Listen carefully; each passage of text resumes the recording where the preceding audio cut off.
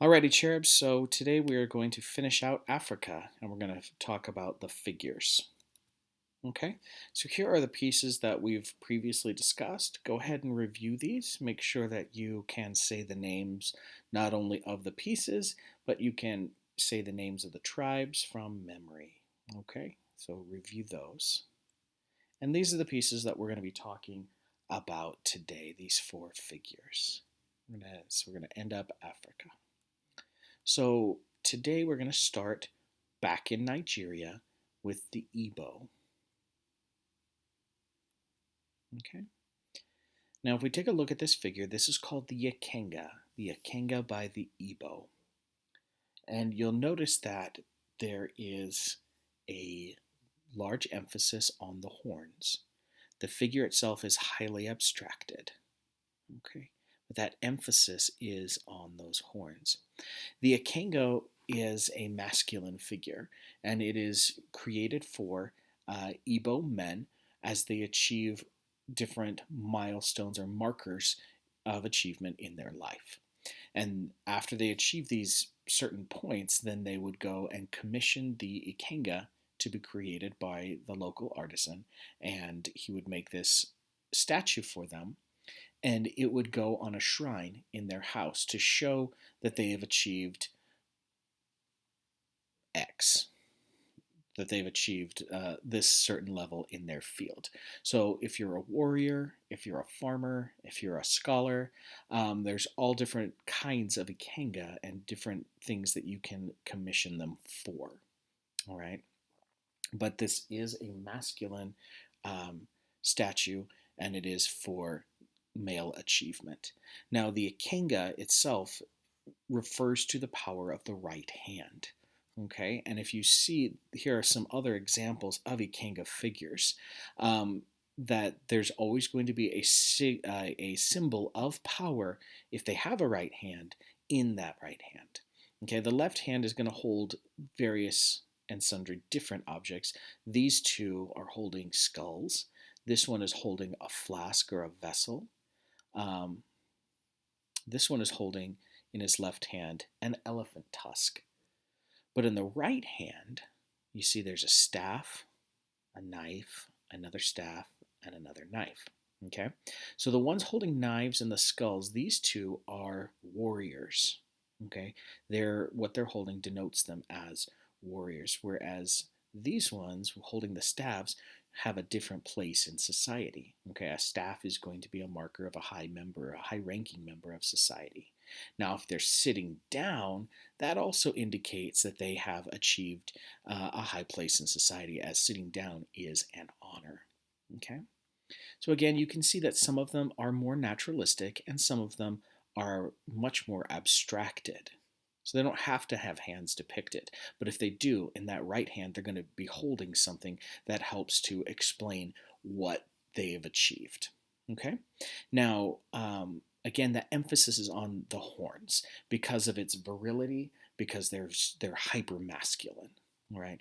And they're going to refer to the idea in Igbo society that a ram fights with its head first, that the horns are going to have that high place of importance within the iconography here. So because, again, that's where the masculinity is, right? So here we have the Ikenga, and again, it holds a place it's a sacred diploma almost, where it goes on a shrine in your house, and it speaks to and invokes the power that you've achieved as a male in society. Okay, some videos you can watch. Okay, and they change style from figure to figure, and so it becomes a personal deity of achievement and success. And as you achieve a greater level of success, you can commission a more elaborate Ikenga. All right. So again, means the strong right arm, the power of the right arm, the right hand, and it honors the right hand by holding specific tools or weapons. All right.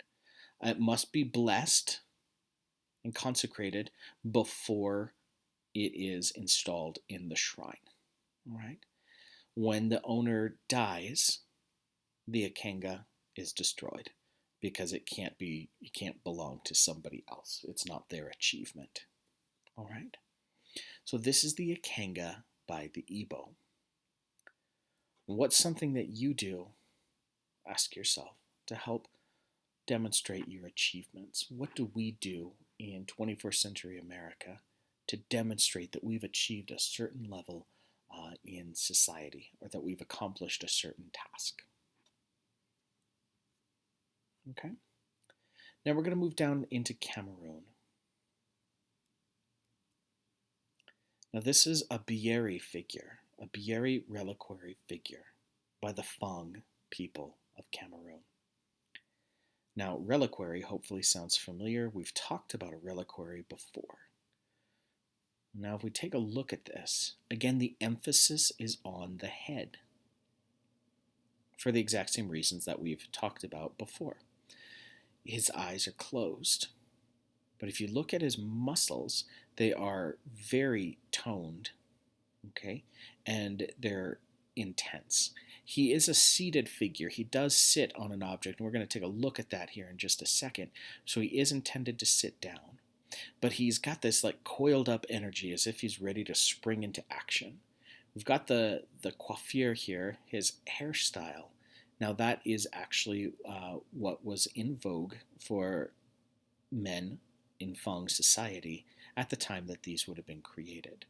Again, he's very calm and meditative, but he looks very, very powerful, and that is, of course, the point.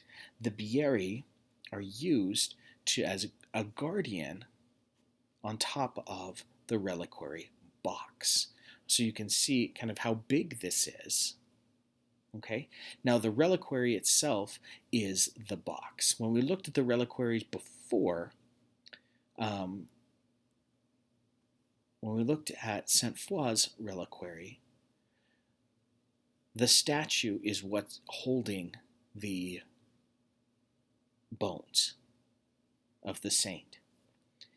Here, the Biyeri is not holding the bones. Okay, this is a solid statue. All right, the bones are lying in the box that the Fang, or excuse me, that the Biyeri is sitting upon. Okay, and inside are the bones of the ancestors. Okay, prominent ancestors for the family, and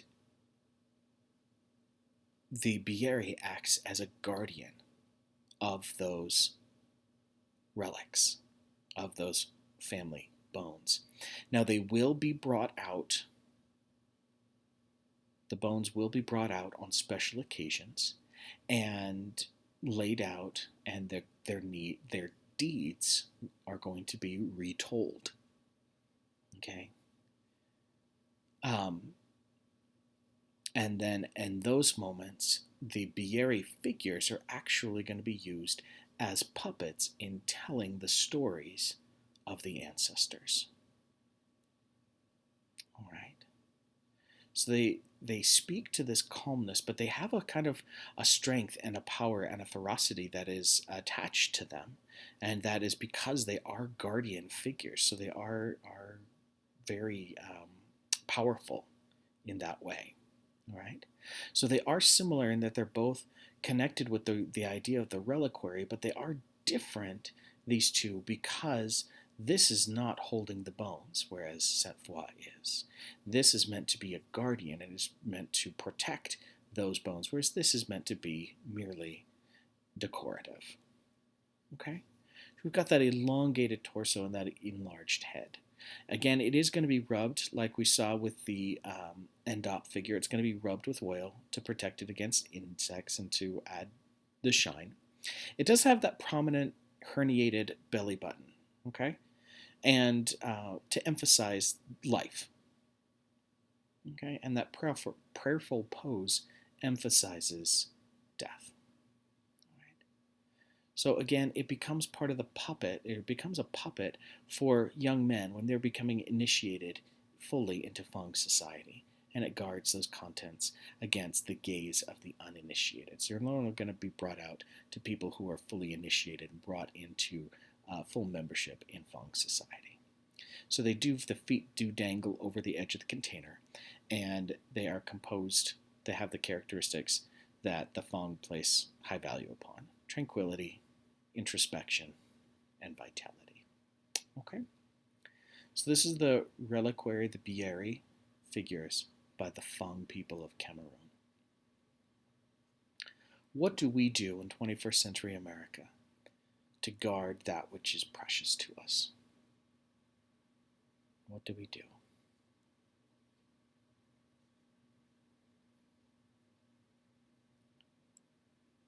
Now we're going to go back to the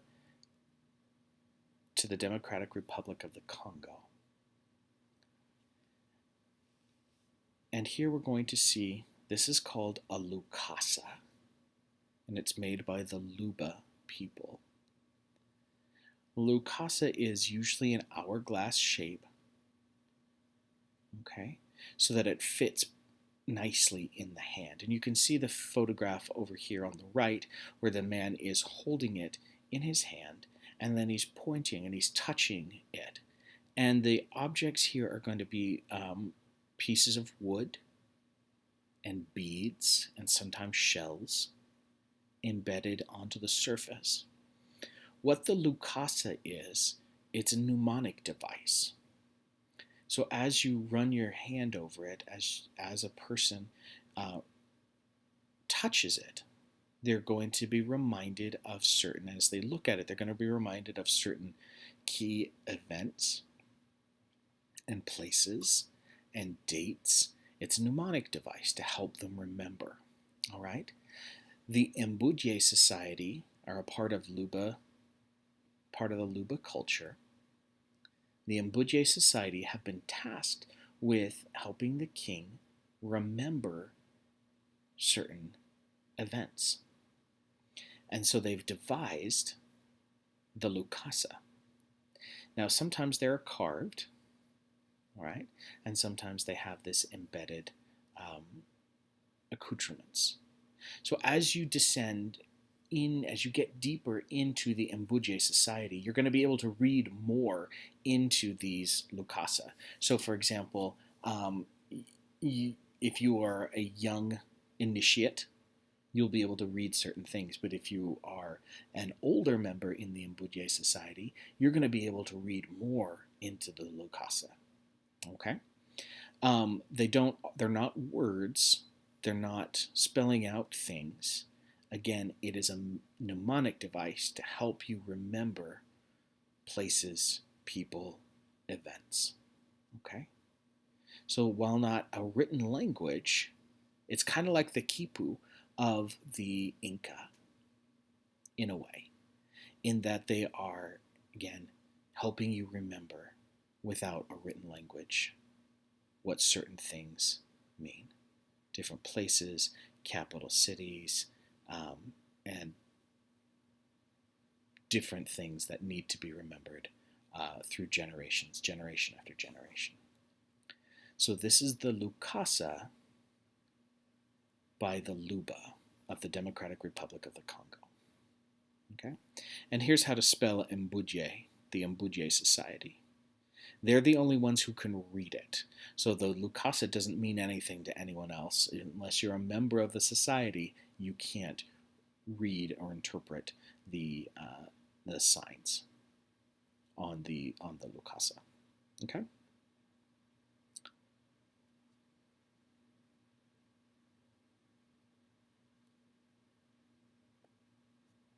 What do we do in 21st century America to help us remember things? What are mnemonic devices that we use to help us remember things? Okay? And our last piece is also in the DRC, Democratic Republic of the Congo. And this is by the Congo peoples. And it's called a power figure. Please know it by Nkisi N'Kondi. Nkisi N'Kondi is what it's called. All right. Now you can see here that it's a figure. His hands are on his waist. He's got this large belly button. You can tell that it's a shell. It's a cowrie shell. All right. He's got these big feet, and they're separated. Heavy prominence on the eyes. The eyes are an addition. Okay, so that's hammered in to the surface of the face. His mouth is open in a snarl.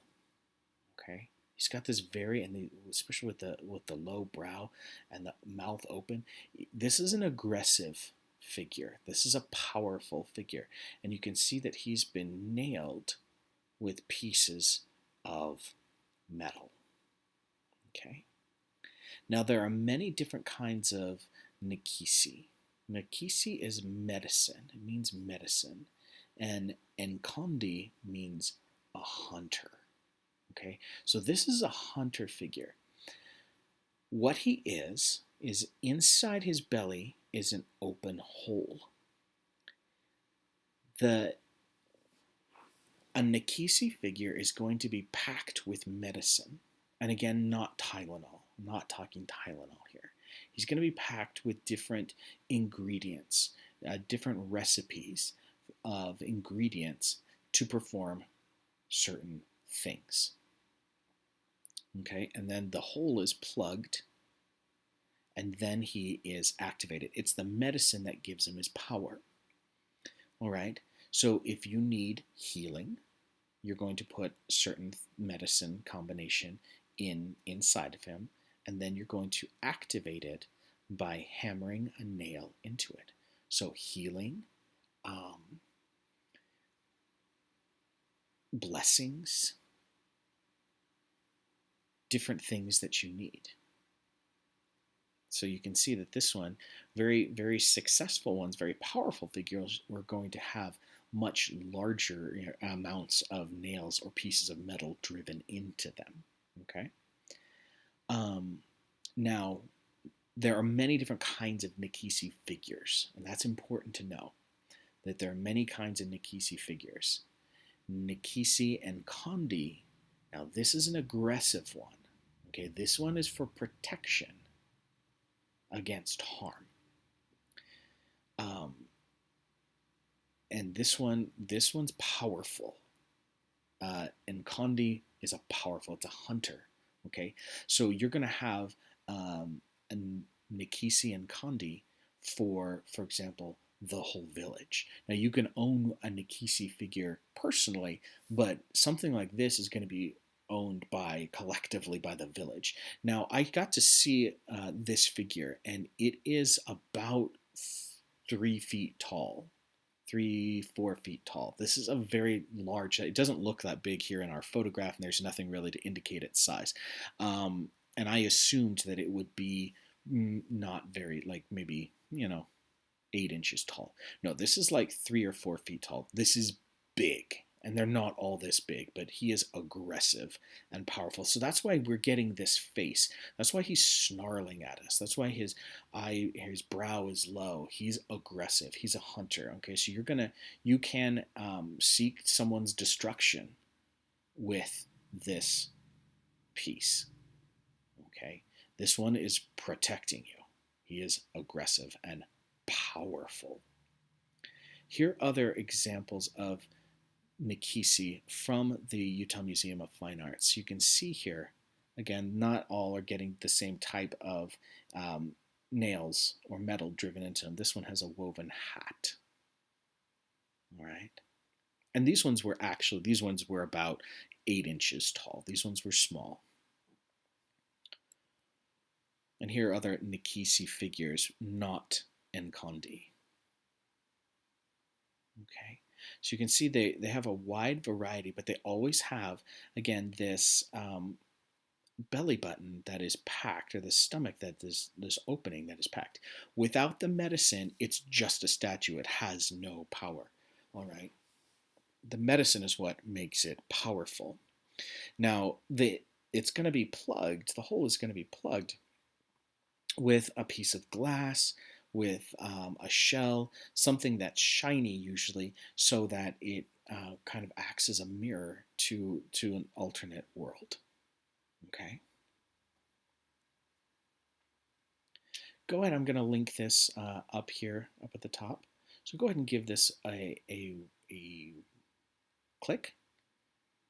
And you can see here, so again, without the medicine, so this one has had its medicine removed, it is powerless. It is just a statue. And so with this one, in this video clip, this person is going to talk about from the Metropolitan Museum of Art and how she's come to love this figure through the years. Okay. And I got to see a Nkisi figure the last time I was in Seattle. So again, this one was probably about 2 feet tall. Okay. Here's another Nkisi figure that I saw when I was in Seattle, and this one you can tell is based off of Europeans. Okay. So he's got this European style helmet. He's been painted white, and he's holding a rifle. Right, so if you check out the text that was there next to it, you can see that again he is a power figure, that he protects the owner, he repels evil, he brings healings, he brings blessings. Okay. Now I'm going to link this in the description, so go ahead and give this a watch. In this scene from The Princess and the Frog, there is a Nkisi N'Kondi depicted. So I want you to watch this and watch for him. You'll see him if you look real close. Okay? Now, this should be ringing off alarm bells in your head, because hopefully you've kind of thought to yourself, well, sounds like a voodoo doll. Okay. Now, it's media like this and Scooby-Doo that help cement the concept of the voodoo doll in our collective consciousness, and they have blurred the line between fact and fiction. Okay, a voodoo doll is not the same thing as Nkisi. It's not at all. It's not apples and like lizards. Not the same thing at all. Okay, a voodoo doll is not even a part of voodoo. Voodoo is an actual religion, and it's not even a part of voodoo. Okay? Sympathetic magic, so using something that looks like something else to influence that first thing, creating an effigy to influence something in the real world, that's called sympathetic magic. That's always existed, and that's existed across cultures around the world for millennia. Okay, as long as there have been people, there has been sympathetic magic of the type that we associate with the voodoo dolls. Now, the closest thing that there is that we can find to a quote voodoo doll, a figure used to create harm on another person, it's not African at all. It's European. Okay, and it's called a clay body or a poppet, in which you would make a body out of a figure out of clay, or possibly out of fabric if it was a poppet, and then you would drive pins into it to harm witches. Okay, you would use this to drive out witches from your town. Okay, now the switch happened how voodoo got associated with this type of imagery happened when the Europeans saw slaves in the Americas, and they misunderstood because they would continue to make figures in their tradition that would be used to communicate with the dead. Okay, and sometimes they would have nails or other things embedded into them, like a Nkisi. And the Europeans did not know what they were talking about, did not know what they were doing. And so they assumed it to be something like this, because this is from Scotland. This is Scottish, this thing here. So again, it's the Europeans, it's the Americans it's the white people that conflated the two, right? This has nothing to do with this at all. All right. So I hope that clears that up. This is not even a corruption of this. All right. This is used for, again, protection, for health, for blessings, and again, this is aggressive. This is powerful. It's not to be messed with. All right. You dire need, go to Nkisi N'Kondi. Okay. So sorry, Scooby Doo, not not quite. You got it wrong here. Okay. So those are our figures. All right. Those are our figures. And that wraps up African art. And I hope that you have enjoyed this trip across the continent. And I hope that you've learned something new. And I hope that you have learned something about humanity. And I hope that we've been able to drive home the point that we are all pretty much the same. Okay? So we're going to hold off on the test until after we talk about the Pacific Islands. Then we'll have a test about Africa and the Pacific Islands together.